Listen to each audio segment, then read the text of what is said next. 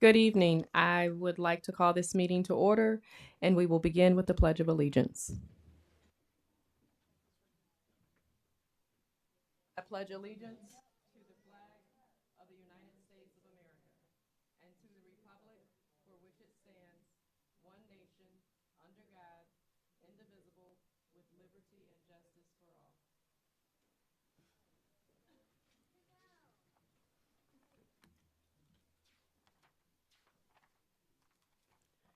I need a motion to accept the agenda. Trustee Hill. I would like to make a motion to amend the agenda. Under other business, letter A, it needs to be eliminated because I can no longer attend the conference due to a work situation. I need a second to amend the acceptance of the agenda. Second. I have a motion from Trustee Hill to amend the agenda, second by Trustee Johnson. All in favor? Aye. Opposed? Seeing none, so we have amended the agenda to remove other business item A. Secretary Hill, will you please take attendance? All trustees are present. Trustee Schaller Barber is present virtually just to listen into the meeting. She is out of town right now in Florida. That's a law that you have to say that. And Dr. Slade is also present. Thank you. Ms. Ma, it looks like we have some guests. We do, President Harrison. Good evening to Dr. Slade, board members. Tonight we have a group of students from King Westwood Elementary School who we are going to recognize. And to introduce them, we have Assistant Principal Aaron Mason.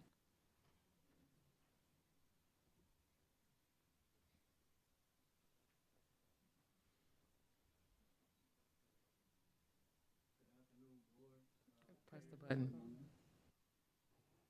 There we go. Good afternoon. Ooh, sorry. Yeah, it works. Good afternoon, board and parents and community members of Kalamazoo Public Schools. I am Aaron Mason, assistant principal at King Westwood. On behalf of myself and my colleague Erica Zavasky, principal at King Westwood, we would like to introduce our Excelsior students. First up, we have Kevin Wells, our Excelsior student from King Westwood. Kevin is in the second grade, and he has exhibited Excelsior behavior in academics as well as behavior.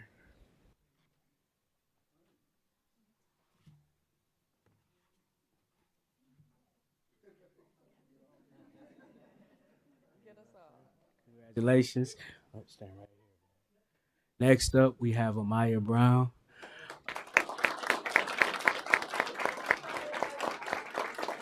Amaya is a fifth grader at King Westwood, and she has exhibited Excelsior student behavior in academics as well as behavior.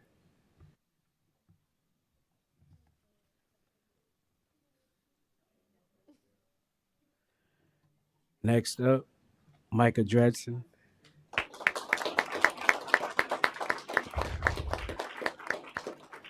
Micah is a fifth grader at King Westwood as well, and he has exhibited Excelsior student behavior in academics as well as behavior.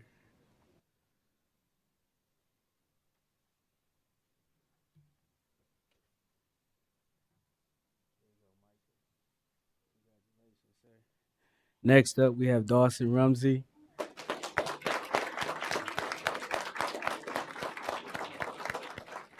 Dawson is a kindergarten at King Westwood, and one thing I know is Dawson, I can always count on him with a smile and a hug, and he has exhibited Excelsior behavior in academics.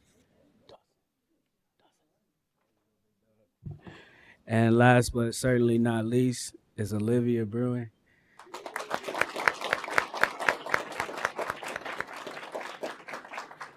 Olivia is also a fifth grader at King Westwood, and she has exhibited Excelsior student behavior in academics.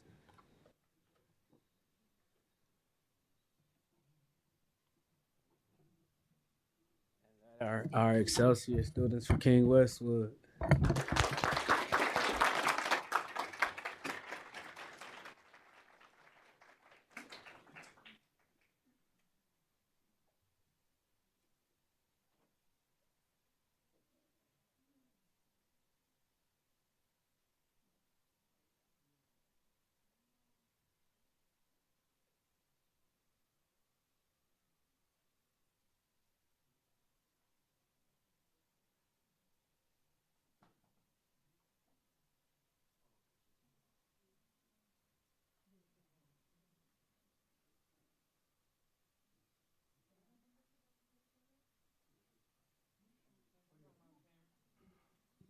Yes, come on up, parents and supporters. Come on and get y'all pictures.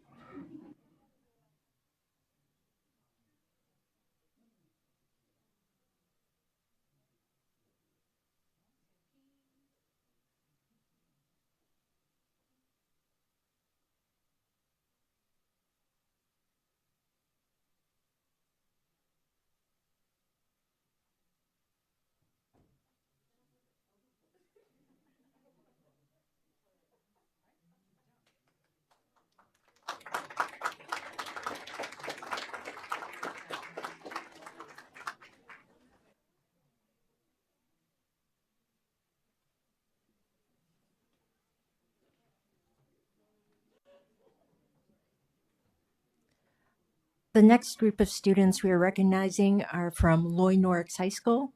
Here to introduce us to the students is Principal Chris Aganaga and Athletic Director Andrew LeBeau.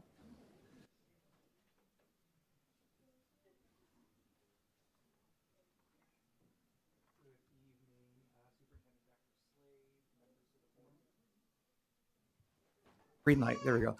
Good evening. Superintendent Dr. Slade, members of the Board of Education, and guests. I'm Chris Aganaga, the principal of Lloyd Norris High School. And we are here tonight to recognize some outstanding student athletes. Again, that student word comes first, who have some outstanding academic achievements along with their athletic achievements. So I'm now going to introduce Mr. Andrew LeBeau, our athletic director, who will introduce the coaches and then our athletes. Good evening. We have a team from the fall season who achieved team academic all-state honors, nearly very close to a 4.0 team GPA. And there's 3 individuals on this team that each earned individual academic all-state honors. So I'm going to turn it over to Coach Bosnick so she can come out and introduce the team.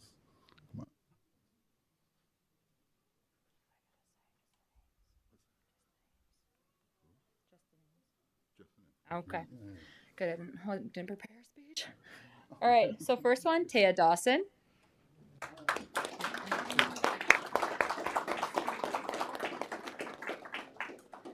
We have Riley Ketchum.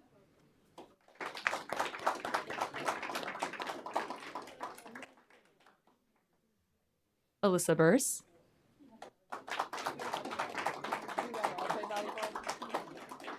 McKenna Bradley.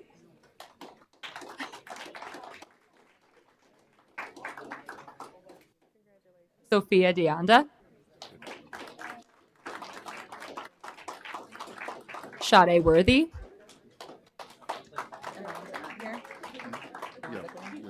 And then the ones that weren't here tonight, Elise Link, Ariana McCord, Ellie Reeves. Oh, it's the whole team, guys. Talia Hanks, Zoe Reeves, Maya Alvarez, and Alana Brockman. And if I could add one important piece, we were so excited to get the student athletes up here. We neglected to say they are volleyball players.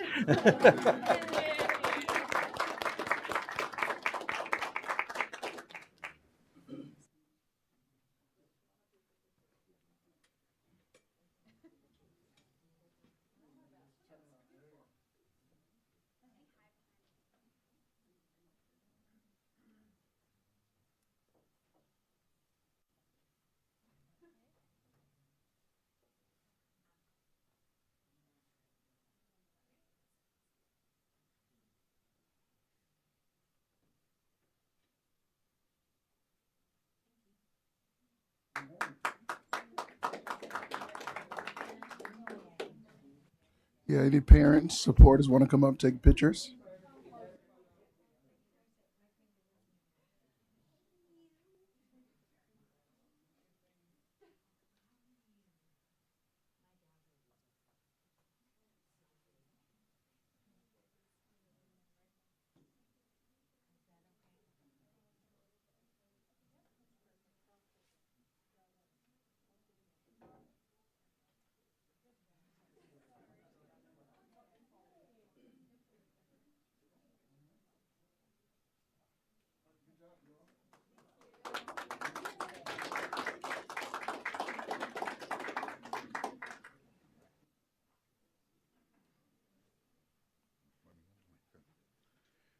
All right, next we have from football. We have 1 regional football player and 2 academic all-state football players.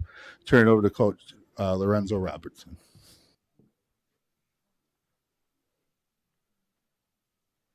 Good evening.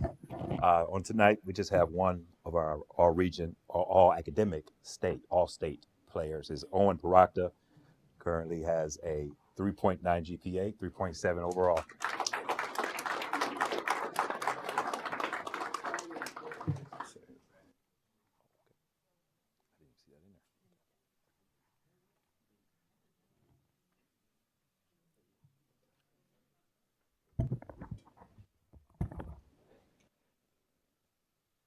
Our second all-state academic is Ethan Hall. He could not be here tonight.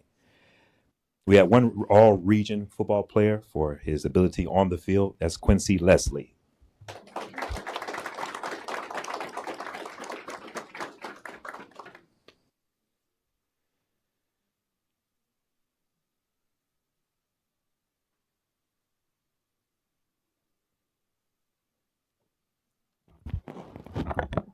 Thank you very much.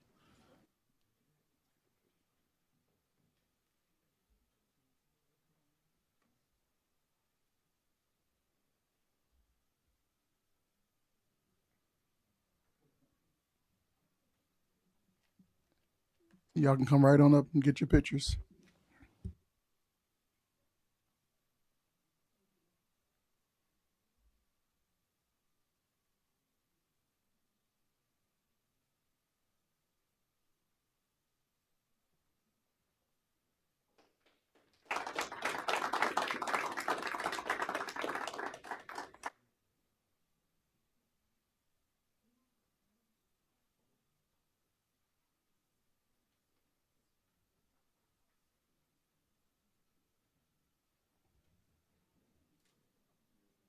That concludes tonight's recognitions. Thank you. Thank you. At this time, we have no committee or school reports. Secretary Hill, do you have any correspondence? I believe we do.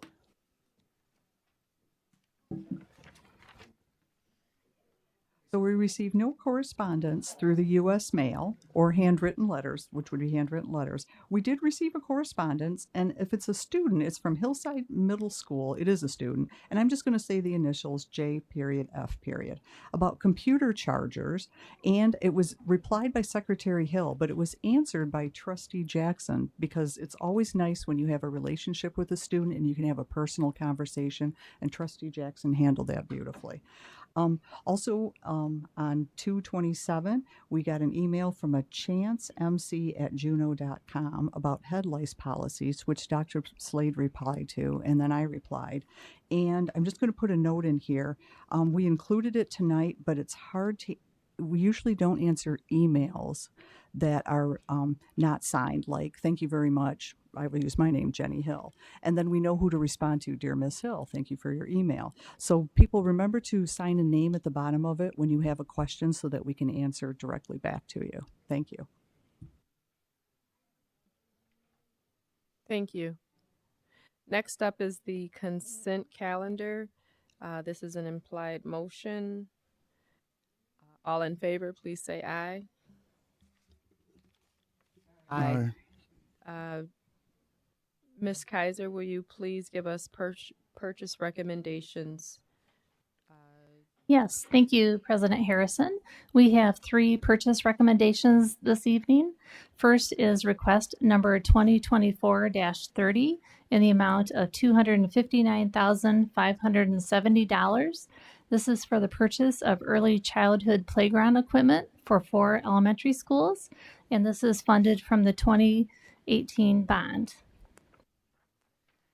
Next, we have purchase recommendation 2024-31 in the amount of $266,700.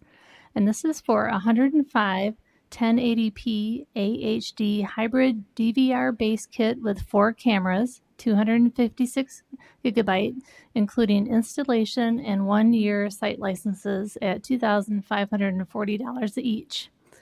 This is to be funded out of ESSER 3 monies, $254,100, and the Transportation Cost Center, $12,600.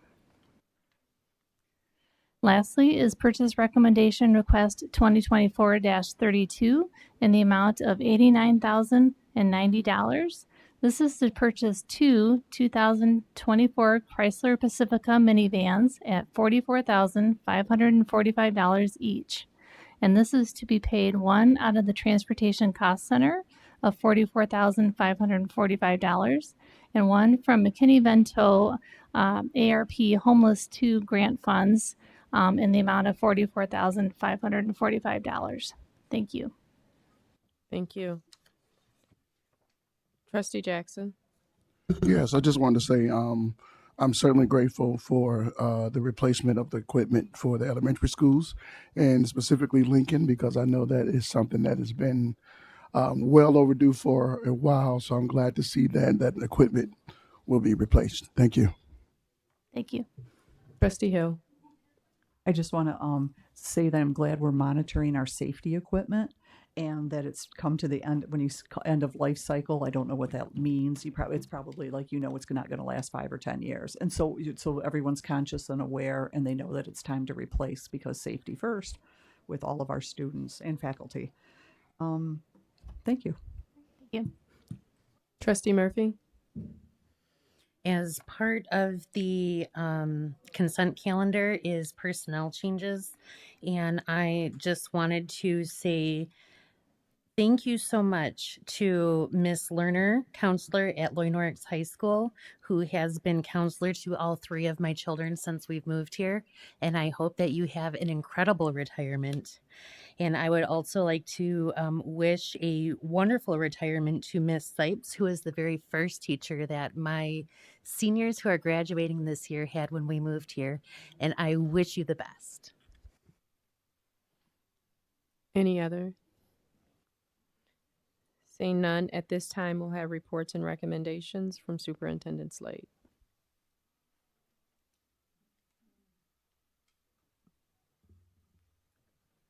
Good evening, everyone, school community, board members. We have 2 important reports that we're going to share with the community tonight. The first report is we're going to reinforce our focus on safety and ensuring that we have safe, orderly learning environments. So Ms. Saunders is going to come up. And Ms. Saunders is our Director of Special Education / Student Support Services. And she's going to talk about how the district responds to threats and other crisis areas during the course of the school day.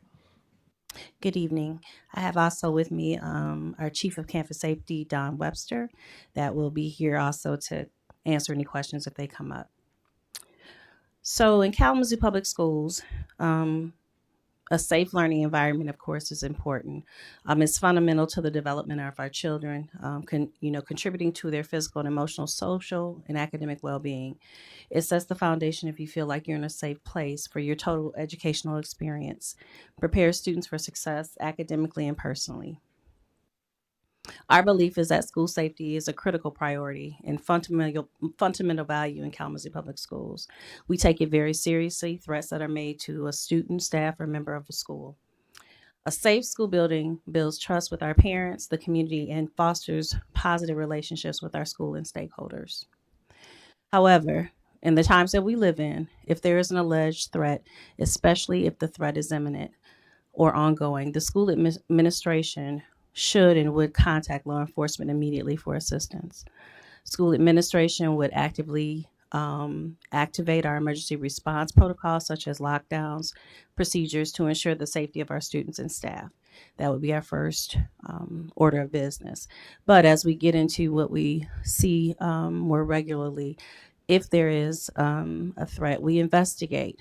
The school and district administration under the direction of Chief Webster have staff members that are trained in our KPS threat assessment. In collaboration with law enforcement, if necessary, we conduct an investigation of alleged threat. This may involve evaluating the credibility, seriousness, and the immediacy of the threat.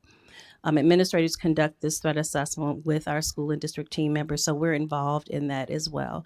That's just a small clip of it, but it's a very long, lengthy document with lots of questions to make sure that we do our due diligence.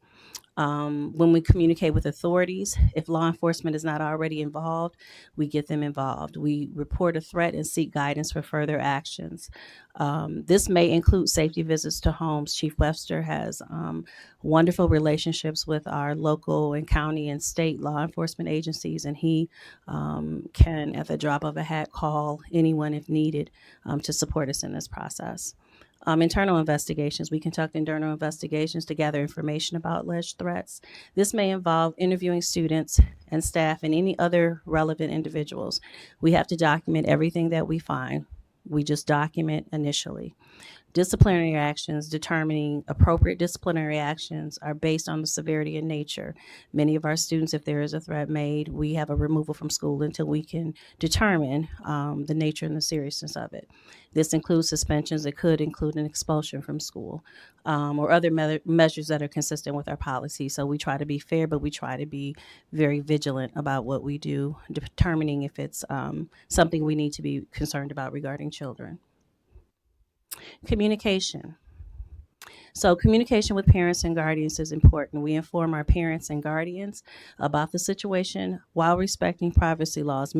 Most of the children that we deal with are juveniles. So we make sure that we understand that there is some information that we can't share. We provide clear and timely communication about the nature of the threat and the steps that are taken to address it. Many parents, if they have been here in the district for a while, they might have received a robocall, maybe a letter, and even a parent or guardian meeting to make sure that people feel informed. Our follow-up with law enforcement. We maintain open communication. As I mentioned, Chief Webster is wonderful with law enforcement throughout the process. Share any findings with the internal investigation and cooperate for ongoing efforts. However, many times we can't divulge, and we don't even know the legal proceedings because that's a whole different segment of what we do as educators. Communication is important with our mental health professionals. If a threat involves issues related to mental health, which sometimes those happen, we have mental health professionals involved to assess the well-being of the individuals involved and provide support as needed. And that might be the alleged person that's making the threat, as well as children or other people that might have been a part of or heard of a threat. It affects everyone that they're around, especially our children. So we make sure that we have support in place for that. Implementing preventative measures.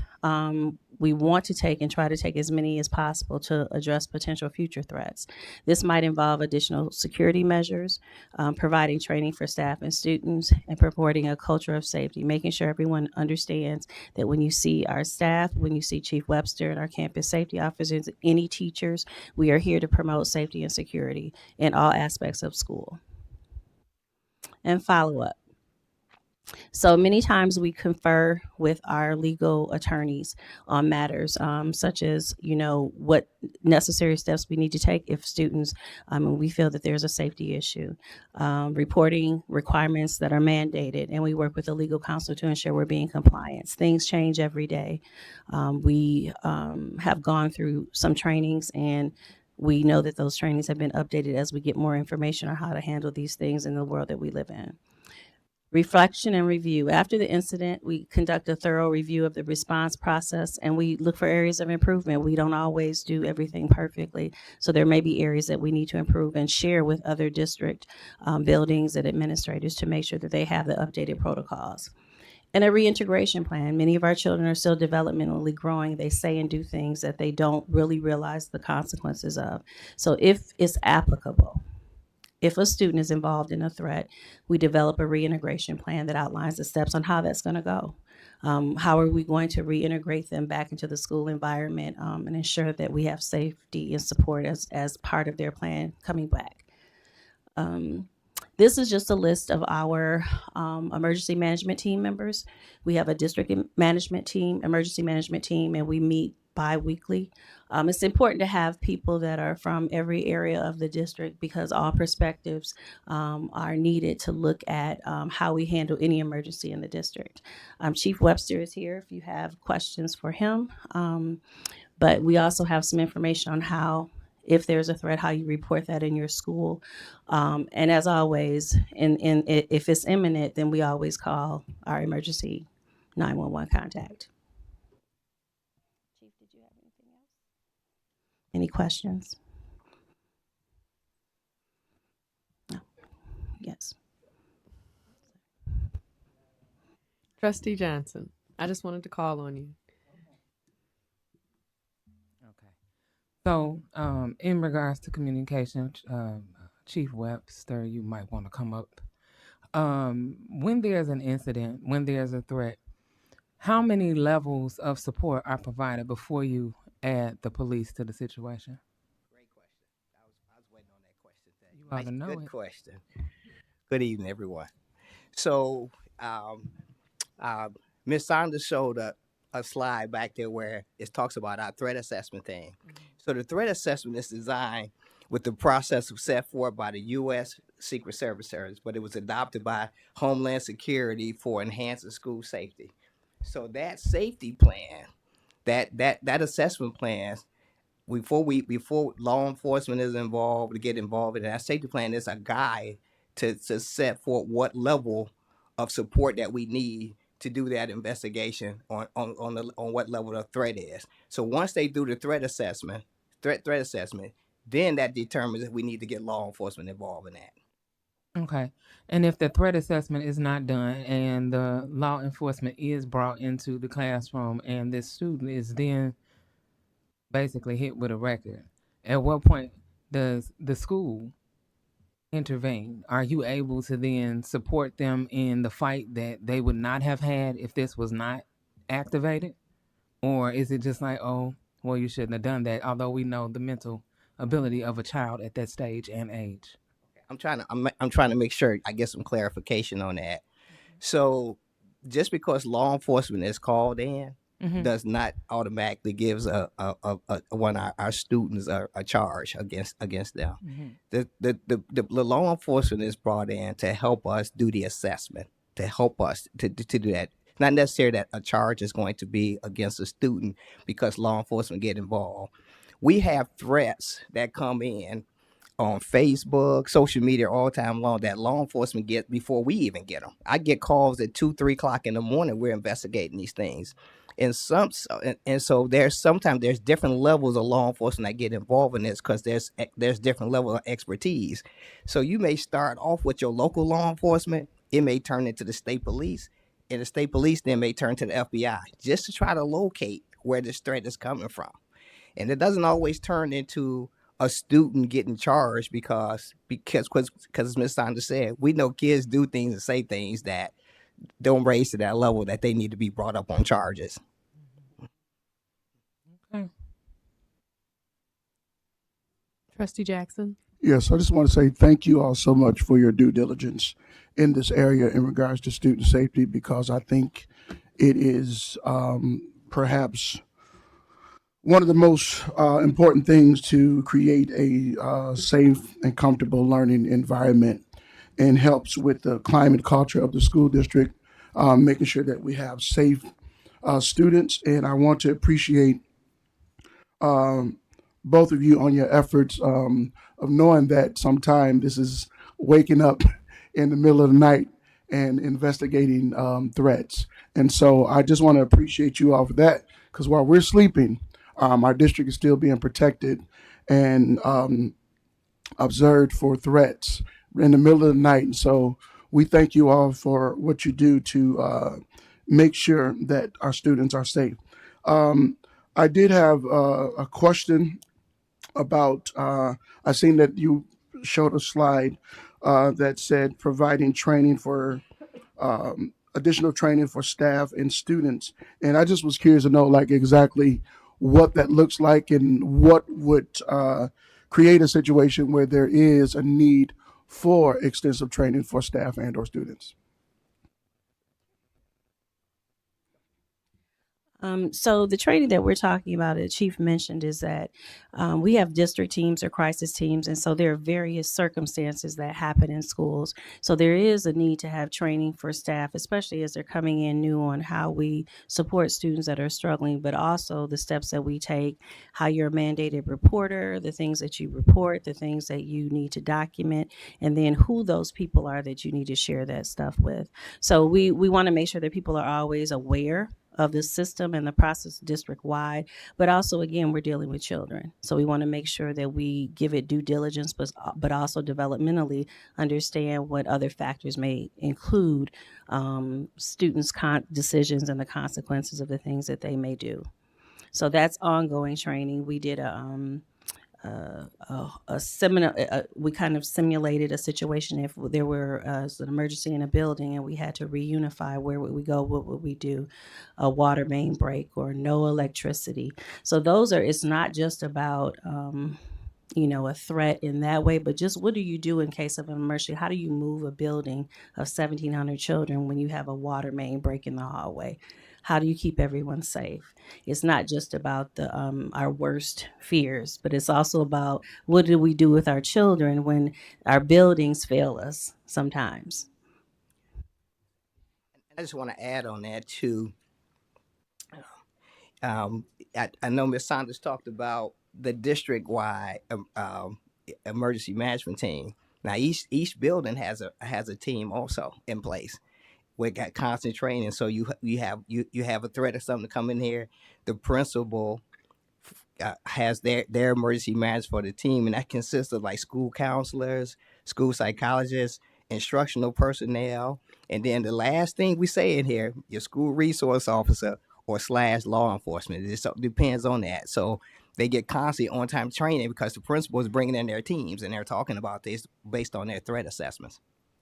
And I just want to say once again, I really do appreciate these safety measures because, again, it's something that we cannot take for granted because the fact of the matter is anything go lacking, y'all the ones that people come after saying, well, we didn't do something right and all this. We didn't have certain things in place. And then you got the people that may criticize and talk about, there are systems that over police. And so, but there is cases where the presence of police are needed.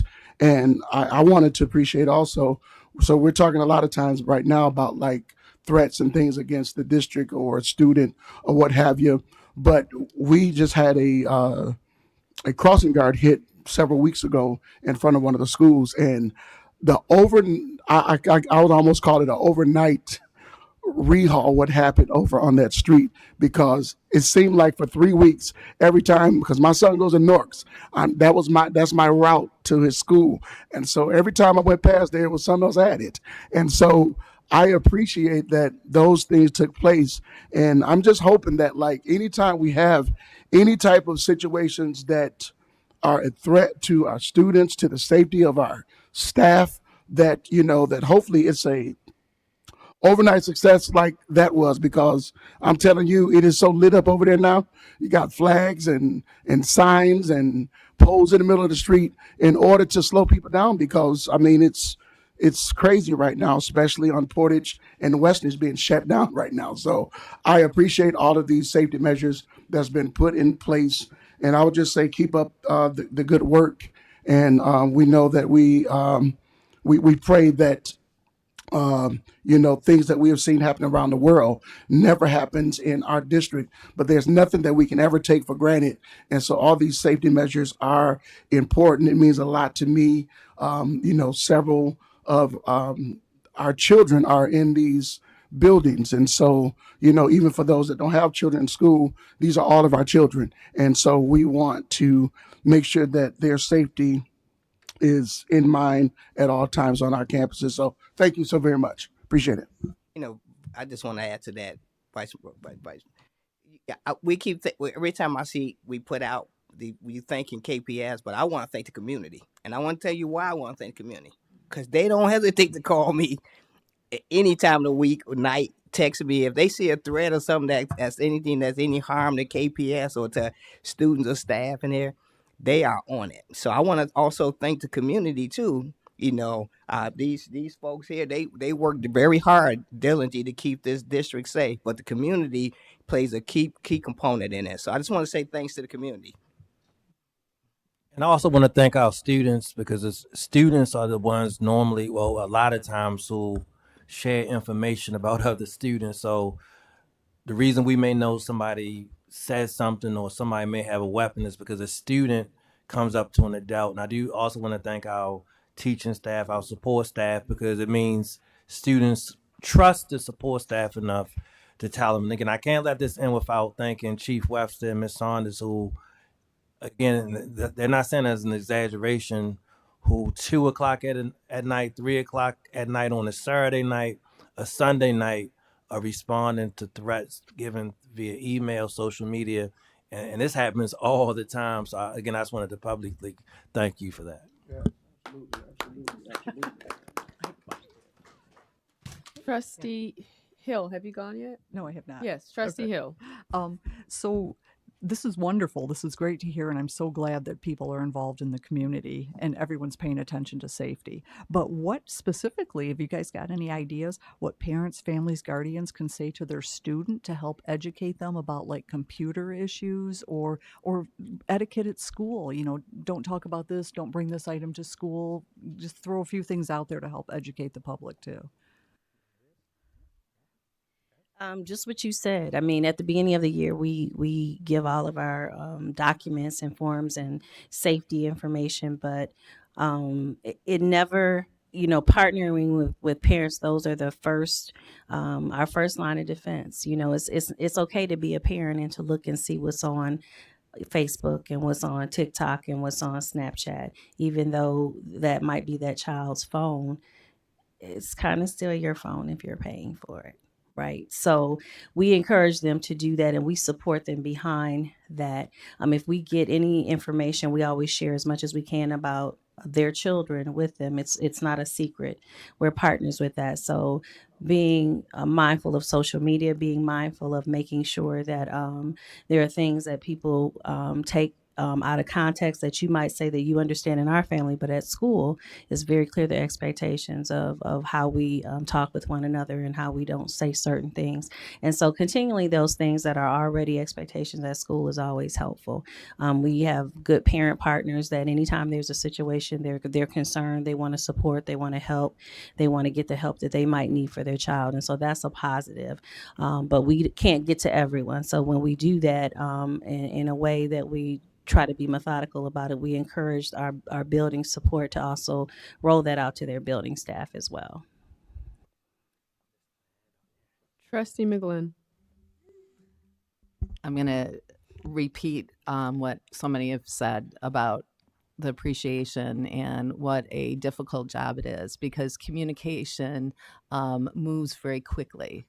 And many times kids know things faster than adults. Parents find out things before the school even has a chance to do informational. So it's such a moving target and so many components going on all at once. So really appreciate that work and encourage parents and students to give some grace to how things get rolled out sometimes, because we know you're doing the best that you can. I love the reflection and review piece. And I think that touches on what Trustee Jackson had said about, looking at what happens and saying, okay, how can we improve this? How can we make this better the next time? So constantly doing that is hugely important. But again, your work is so important to keeping our community safe, and we appreciate that.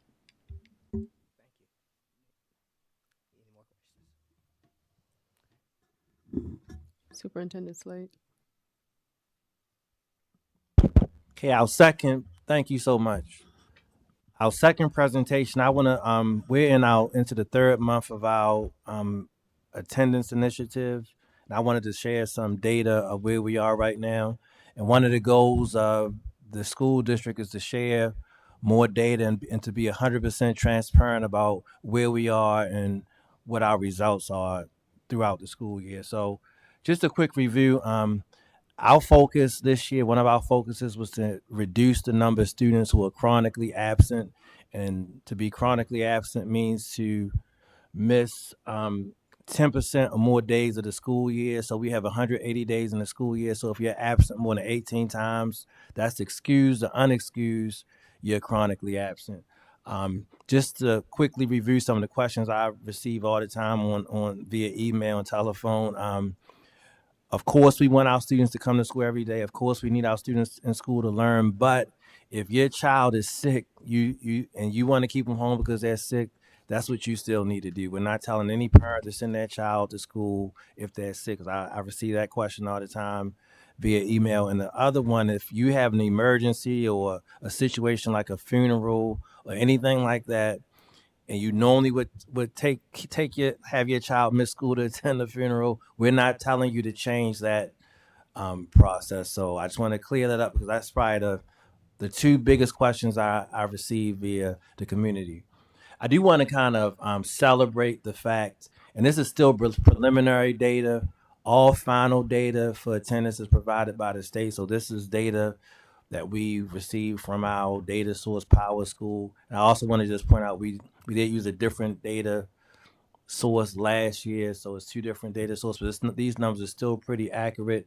At this point, the 110th day of the school year, we have a 40.54% chronic absence rate, which is still high, but I do want to say it's reduced 5% from this time last year. And as you know, a 5% increase or reduction, if it's positive, is good for any data related to school. And in this case, you want the number to be lower. So we currently have 40% of our students chronically absent, opposed to 45% this time last year. And I think Mr. Hate's not in the room. I think we ended the year last year at a 50% chronically absent rate. And I think Vice President Jackson said it well, and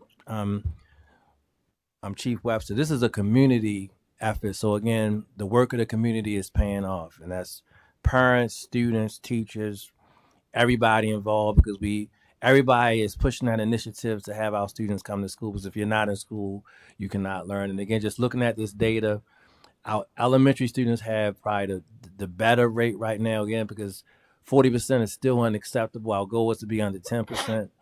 I think the state rate is around 38% right now. I think so. That's what it was at last time. Our middle school students and our high school students at 45%. And again, our long-term goal is for our rate to be under 10%. But I do just want to commend and celebrate the fact that we are moving in the right direction, and we are making progress. These are our initiatives that we will continue. Again, we will continue to have knock and talk events. We will continue to send letters home for 3, 5, 10, and 15-day absences. Schools will continue to have attendance committees, parent meetings with principals, teachers. What's going to be new starting on Monday? We're ending the second trimester this Friday. The second trimester ends this Friday, and starting on Monday, and I want to be transparent.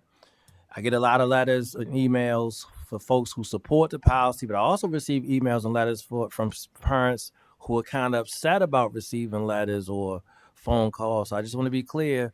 We're ending the second trimester, and starting on Monday, we will be sending certified letters out. We were just sending regular letters out at first, but we're sending certified letters out to any student who missed more than 20 days unexcused for the second trimester. That's a whole month out of school. So if you have a child who missed 20 days unexcused for the second trimester, you will receive a certified letter which does a better job at documenting our communication, and you will have to have an in-person meeting with myself or a designee. And right now we have 450 students who have missed 20 or more days for the second trimester. And normally, it doesn't always happen, but normally that has a very negative impact on a student's grade. So during the meeting, and it most likely it'll be a group meeting because it's 450 students. So let's just say, for example, we have 50 students at Lloyd Norris. We'll have multiple meetings with groups of 15 or so. And during that meeting, we'll have breakout groups for parents who need more information. But the three things we're going to talk about during those in-person meetings: why is your child absent? Everybody has a story. So why is your child absent? That's going to be the first discussion. The second, what can the district do to support you? That's going to be the second question. How can we support you? What resources can we provide? Then the third conversation is going to be, if your attendance does not improve, these are the potential consequences. And I've been saying this all year. One is mandatory summer school. That's a little bit different. It's not going to be optional if you are failing. It'll be mandatory for most grades. Possible grade level retention. Again, these are things that may not have been discussed in the past, but you miss 80 days of the school year, it's hard to basically pass you to the next grade in a lot of cases. And all this is, again, it's always an exception to the rule, but these are conversations that we're going to have. The letter may say that if you don't attend the meeting, because the reason I'm moving to certified letters is because we sent a whole lot of letters out the first trimester, and a whole lot of parents didn't show up, and that's why we're making the adjustment to certified letters. But you can't miss out in-person parent meeting and then think you're going to go on the class field trip or the class party. So that will be part of, in order for you to take part in that, you had to come to the in-person meeting. So I always like to say things publicly so there are no misunderstandings. But again, in closing, I want to celebrate the fact, celebrate may not be the best word, because we still have a very high chronic absence rate. But again, it's improving. And I just want to thank our teachers, our students, our parents for moving the needle in the right direction. And we hope that continues moving forward. But again, if you are a student who's not coming to school, our goal is to get you in school, but we want you to know that we're taking it very seriously, and we need you to come to school every day. You cannot learn if you're not in school. Any questions? I'm sorry, I'm thinking, any questions from the board? Trustee Jackson.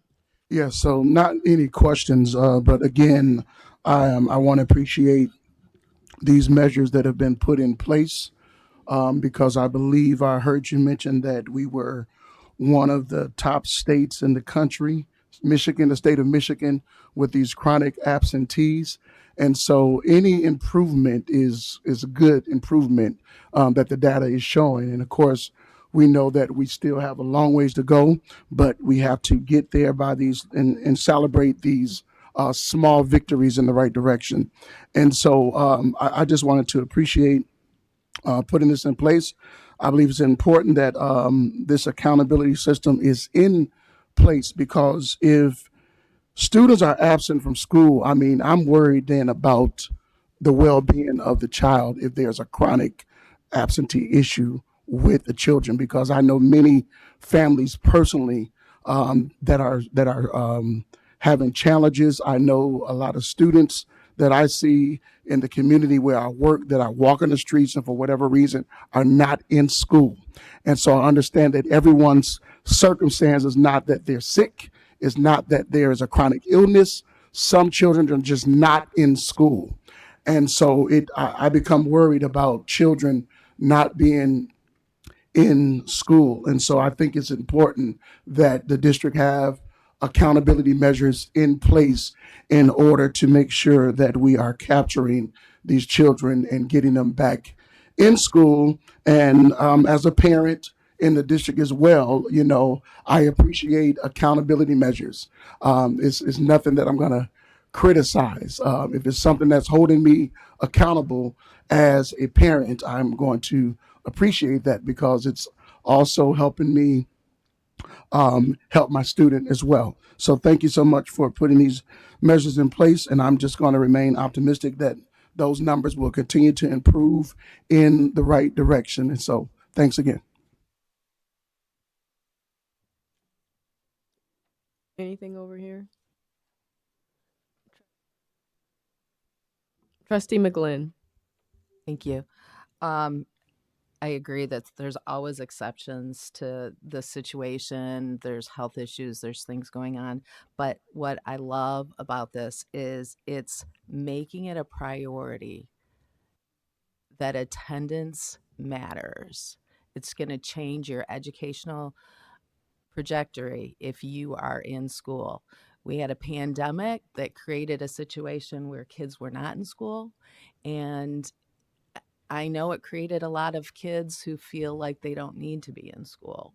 And that's tough. And it's hard to get over that. But it's important for us to say, you need to be in school. You need to be here to learn.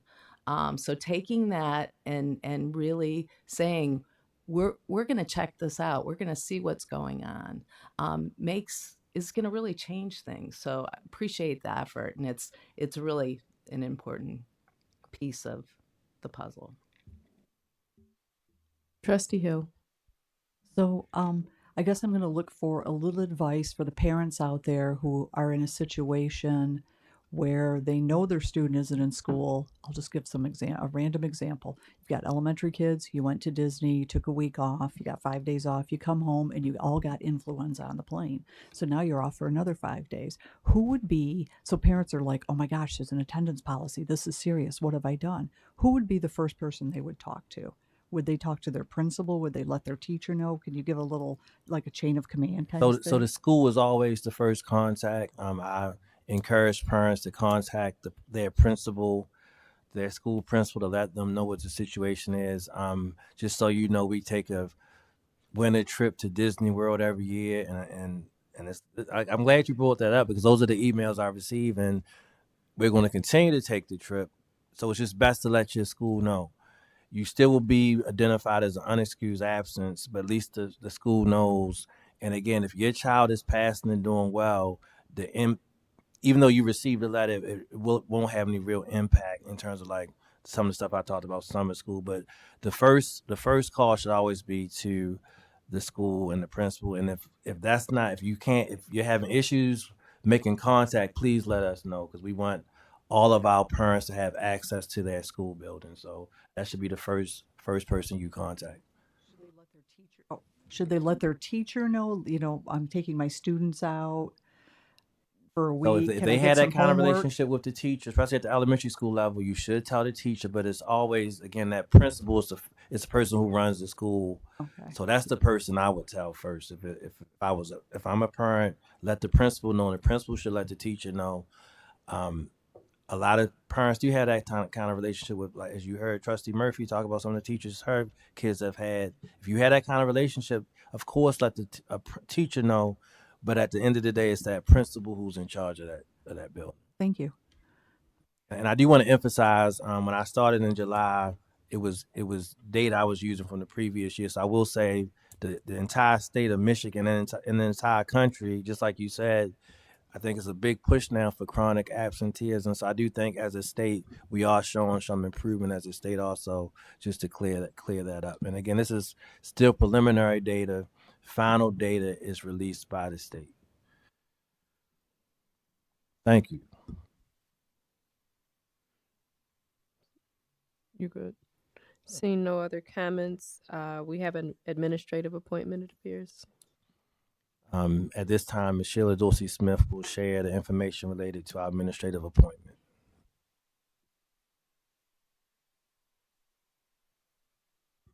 Thank you, Dr. Slade. We're recommending Jamie Rogers to the position of Special Education Compliance Coordinator. Ms. Rogers earned a Bachelor of Science degree from Central Michigan University in cognitive impairment with a minor in family consumer science and a Master of Art in Special Education Administration and K-12 principalship from Western Michigan University. Ms. Rogers has been employed with the Calhoun Intermediate School District for the past 13 years. 5 years as a cognitive impaired teacher, 2 years as a transition coordinator, and 6 years as a special education coordinator. In addition, she served as the interim supervisor for early on and interim principal at Doris Clausen Developmental Center. She had the responsibility of developing systems for the effective implementation of special education programs, as well as developing monitoring systems for special education compliance throughout Calhoun County.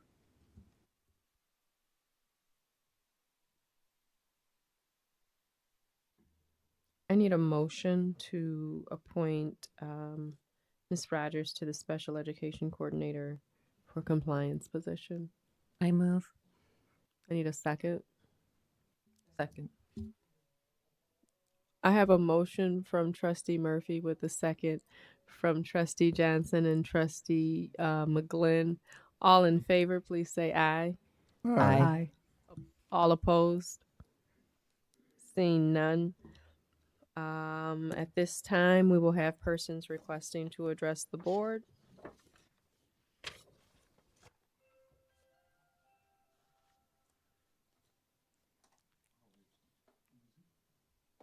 Ms. Sherry Weber.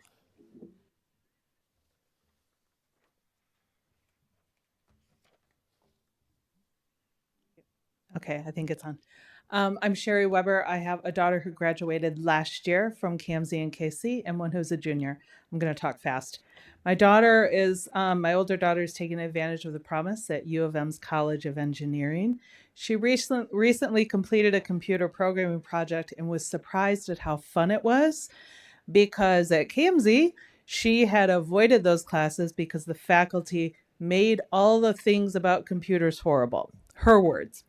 So I've said this before. I want future Black students' experiences to be better than my daughter's because surviving something and making your way through does not mean you're getting the most out of it. She has made the dean's list. She's doing great. And I want to also share, I have real reasons to be hopeful about KMZ. I know several of you on this board who have been paying attention and supporting these efforts. And I thank you, thank you, thank you. This week, there was an announcement, an email that came from the KMZ Challenge Success Program. Thankful to the KPS system for helping with that. They identified 5 areas of focus for improvement. The 2 that I'm going to read out to you are: how might we lower experiences of discrimination reported and experienced by numerical minorities in our community?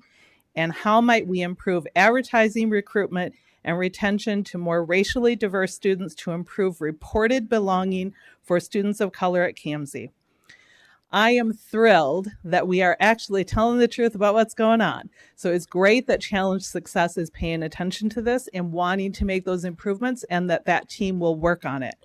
I am very hopeful for what Challenge Success program and that team will do, plus the new leadership that will start at KMZ starting next year really gives me a lot of reason to be hopeful.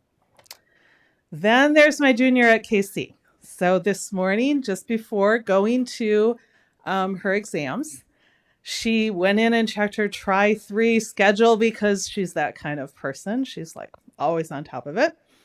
And I get frantic text immediately before going into her exams. She's like, I've had another class scheduling problem. The same thing happened that has happened to her more than once before this morning.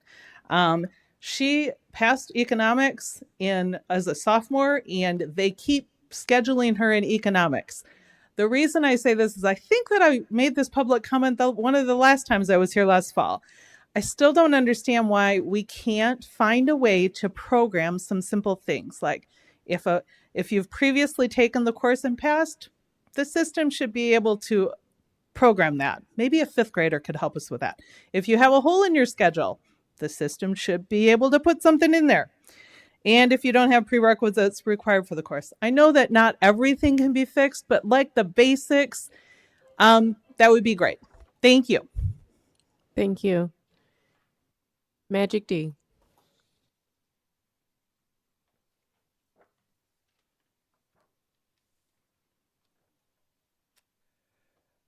Good evening. I just want to say I want to echo and congratulate all the students that were recognized here today. I'm looking forward to being able to recognize a lot more students to come up here as they persevere through the state of education. Again, I'm asking Dr. Slade, it'd be great to hear from the student advisory, the high schools, to hear how they're feeling, how things are going in and out of the classroom, their successes, and in and out of the classroom. One of the things I want to ask too, as far as the chronic absenteeism, is the demographics of the students. And then also that just because students are in school doesn't necessarily mean that they're learning. And the reason why I say that is I am an educator in a neighboring district, and I too deal with some of the same things that teachers deal with the outbursts, sitting quietly, non-productive, not having charged Chromebooks, off-task behavior. All those things are, to me, cries out for help, regardless if it is an outburst. We're definitely dealing with a lot of variance with the mental state of our children. And some may say that I'm old school, and Trustee McGill, I do agree with you. There are a lot of students that don't feel like they need to be in school. But the one thing that all students need to know is that they need to be respectful to all the adults that get up every morning to come into buildings to help educate them. And as an educator, I am not going to accept any child disrespecting me or calling me out of my name. And I know a lot of teachers deal with that on top of all the other things that they have to do in order to maintain their classrooms, in order to instruct, but also dealing with parents that may be complacent, but have maybe different standards at home and expect for the teachers to fix that. So parents, you need to be diligent in making sure that your student are doing what they're supposed to do, because there is, yes, a student code of conduct, and it's not about symbolism, about just checking a box that you read it. You have to hold yourself accountable too. So teachers are always being accountable for so many things that are happening in the classroom. Students need to be accountable. They need to be accountable for being respectful, and sometimes that may be going back to the basics and not so much focusing on academics. Thank you.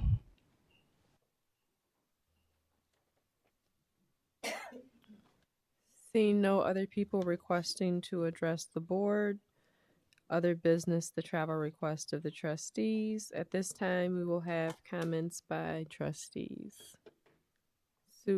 Trustee Jackson. Yeah, so I just wanted to say I forgot to mention when Mrs. Saunders was up giving her presentation. Um, uh, she mentioned about privacy laws also in their presentation. And I think this is, I wanted to acknowledge this because this is something that goes over a lot of parents' head when it comes to feeling like the district is being non-transparent. But there are privacy laws that you cannot share everything about everyone because people have their own rights as well. And those rights cannot be violated just because a circumstance have come up. And so privacy laws is something that the district has to abide by. And these are not laws that the district makes up. They are state laws that they have to abide by. And so that may feel like a lack of transparency. I actually believe it feels like a lack of transparency to many when it comes to those privacy laws.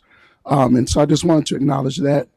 And also just wanted to encourage everyone to come out to hear Mr. Oliver James.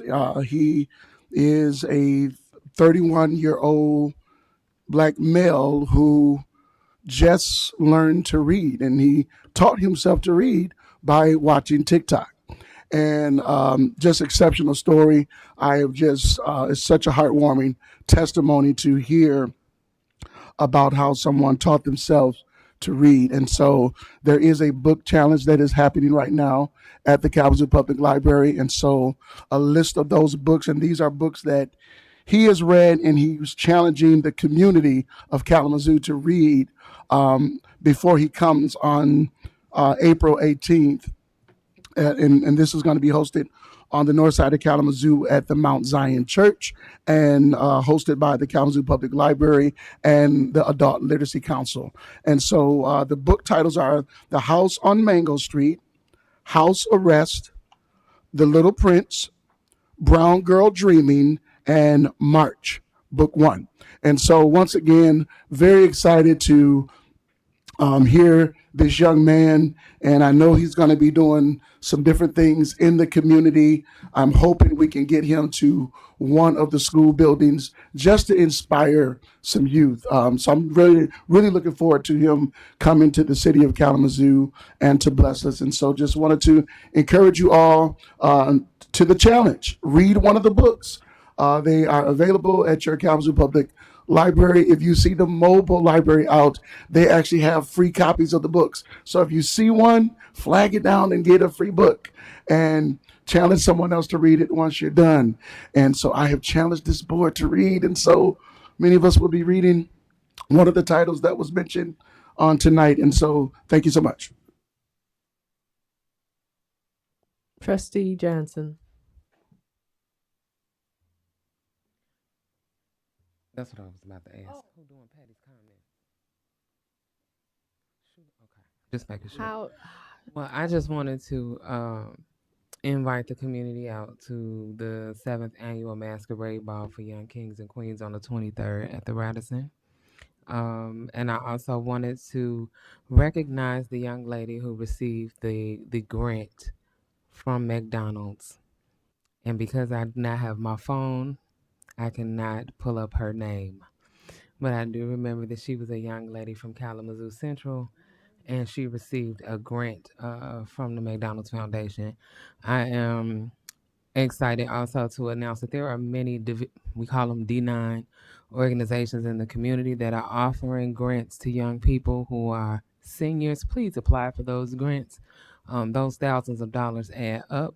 And when I say D9, I'm talking about Alpha Kappa, Alpha Psi, Omega Psi Phi, Delta Sigma Theta, Zeta Phi Beta, and Sigma Gamma Rho, Iota Phi Theta. And I'm trying to make sure I don't forget anybody because they might shoot me. But all of those organizations in the community, members of the of the Pan-Hellenic Council, have grants that are available that are being shared all over the internet. Please apply for those grants. We love to continue to support the youth in our community because many of us have kids that we are supporting in the community. That's about it for me.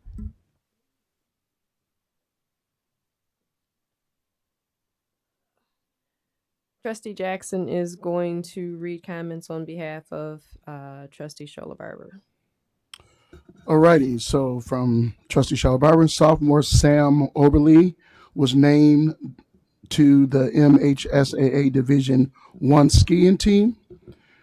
She said, I can't overstate how impressive this accomplishment is based on the weather challenges we faced in the competition from the UP and Traverse City area. Senior Cedric Huntley reached 1,000 point milestone in men's basketball and finished with 1,041 for the season. I also wanted to acknowledge in this, there was also a young lady from Kalamazoo Central who reached her 1,000 milestone as well. And I believe she is a senior. Her last name is eluding me at the moment. Women's basketball defeated Portage Northern on Monday in the district quarterfinals for their first advancement in the state tournament since 2009. The men's basketball defeated Portage Northern last week for their first district win since 2018 and the most wins in a season, 14 since 2015. And lastly, senior Xander Ligman and sophomore Isaac Patrick will compete in diving at the MHSAA Division I finals at Oakland University tomorrow and Saturday. Spring sports, gear up on Monday. Trustee McGlynn. I had the opportunity to go with Trustee Charlotte Barber to Literacy Night last week, and we made it around to Greenwood, Winchell, Edison, Washington, Parkwood, and Millwood. And it was so fun to see all the parents and the kids, and each building had a different thing going on. And if you want a feel-good experience, go to Literacy Night. It was very, very cool. March is reading month, and of course I would encourage you to read to your kids, to visit the library, to talk to your kids about your favorite books. But what I really want you to do is I want you to notice how your kids are reading, and are they struggling with reading? And if so, please reach out to your teachers. There's community support. SLD Read is out there. It's really important because if you're not reading in first grade, second grade, you're going to continue to not read. And so getting active and really playing a role in your child's life is very important. If you're struggling, there's places for you to go. The Kalamazoo Literacy Council partnered with the KPL. it's great to hear stories about kids learning to read on, or adults learning to read on their own, but there really is help in the community too for that to happen. So please reach out. I also sit on Shared Prosperity.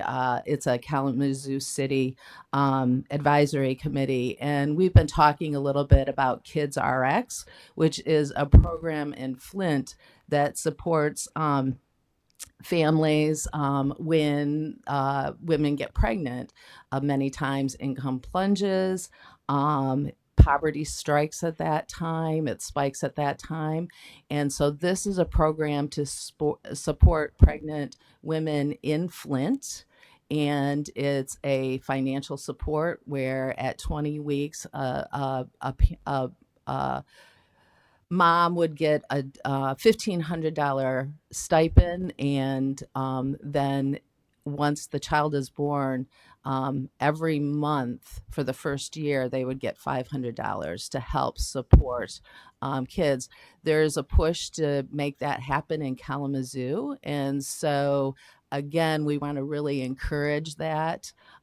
What happens in that first year really affects the trajectory in education going forward. So if you hear about it, look into it a little bit more.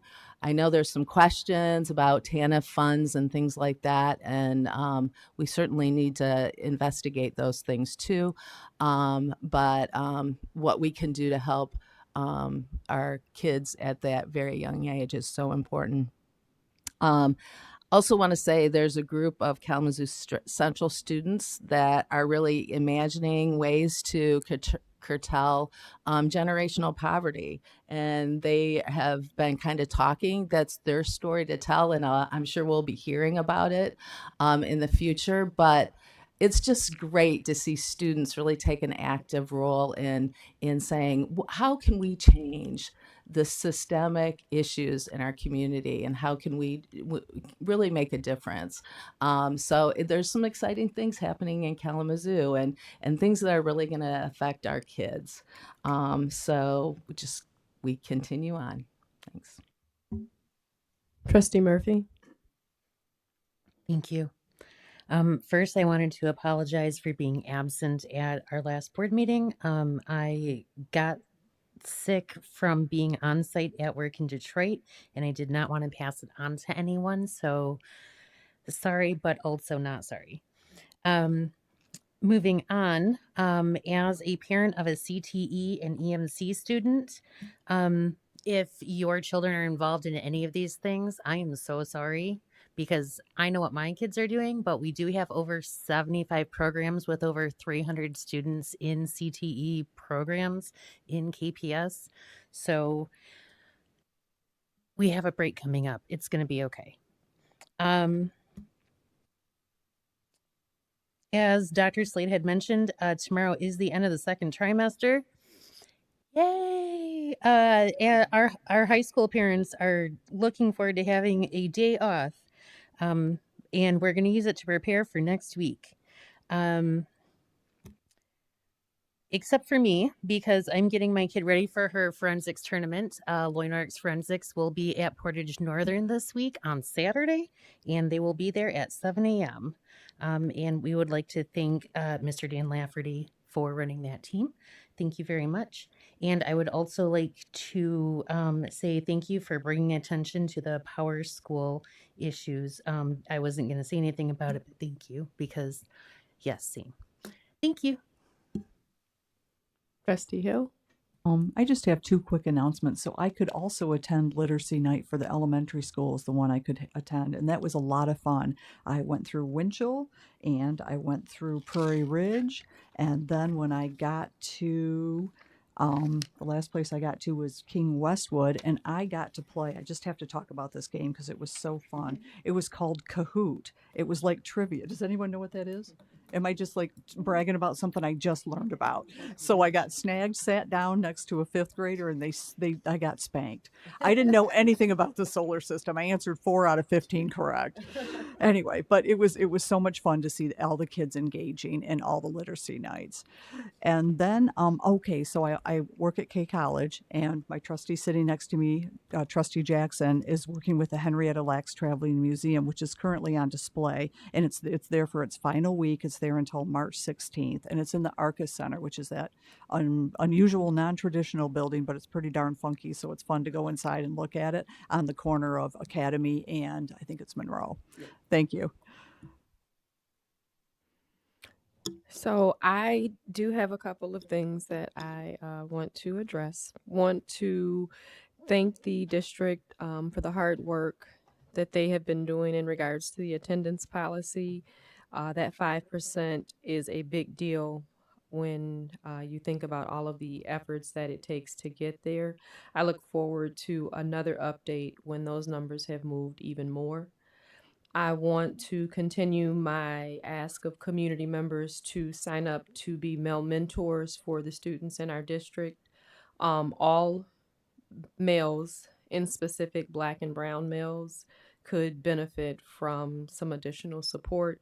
So I'm asking the community again to come out and to support them. I got this really great KV focus flyer in the mail and want to commend Kalamazoo Valley Community College for the innovation that they have in creating a 10,000 square foot lab to take over the cosmetology program. I'm really excited about that. Really, really want to lift up the early middle college program. I don't know if you noticed how excited Trustee Murphy gets when she talks about it, but really want to encourage students, especially first generation college students, to utilize the benefit of early middle college. Mr. Lavender is the interim director at that program and understands the value of education, but also understands the value of making sure that students, especially first generation students, have the support that they need to become successful in their post-secondary studies. So I really want, as this board, as we continue to do and evolve, I want us to make sure that we continue to lift up the early middle college program and make sure that we allow students to understand the benefit of being able to transfer into a program as a senior or 1 year after your senior year with a degree, with an associate's degree.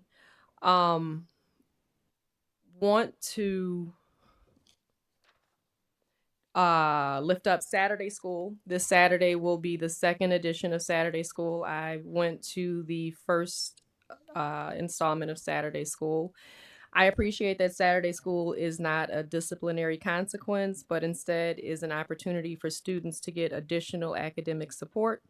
I appreciate that students chose to come to get help in their academics. It was nothing more refreshing than to see children excited to be there and wanting to be there.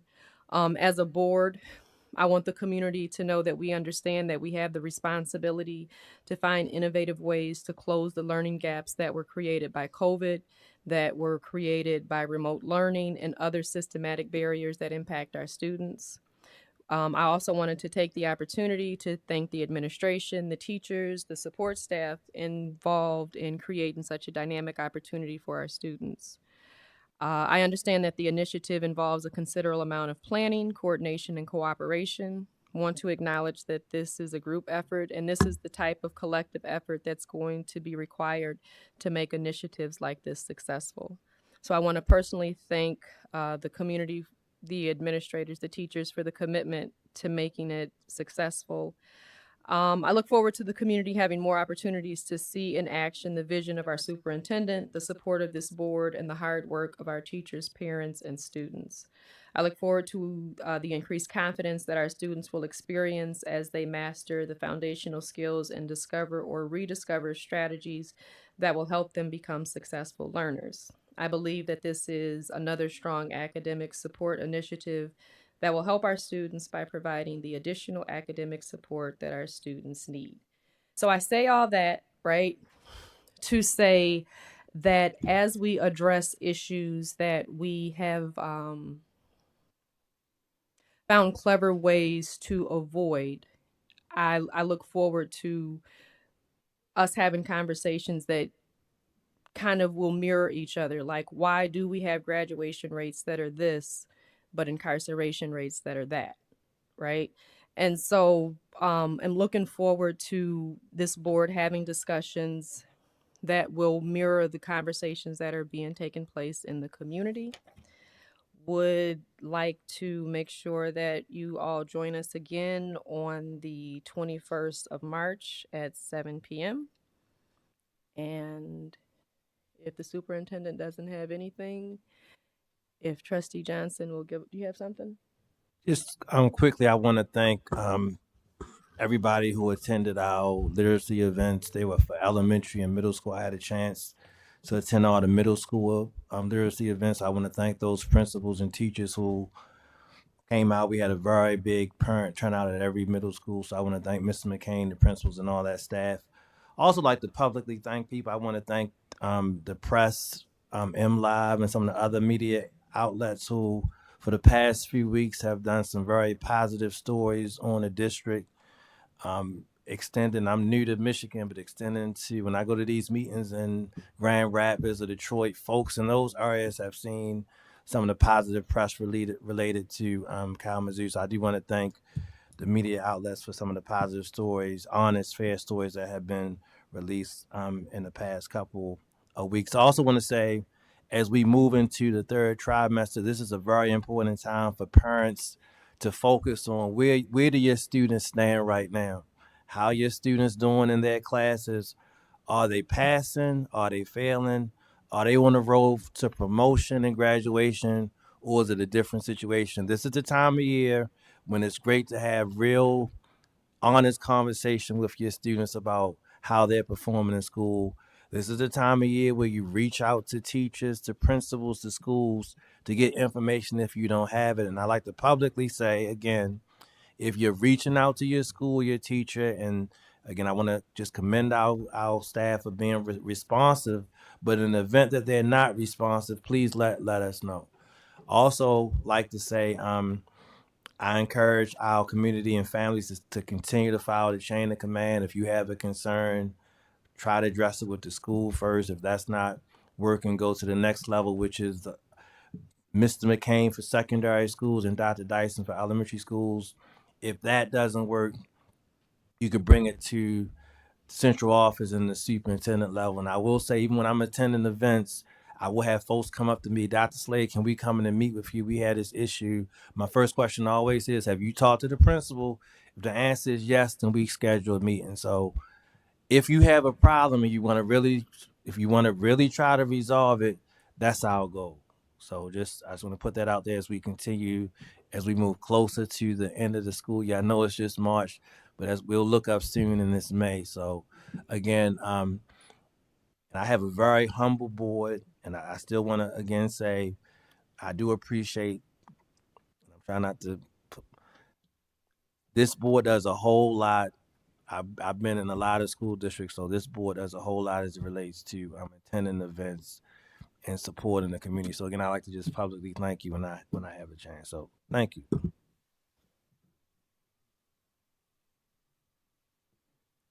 I need a motion to adjourn this meeting.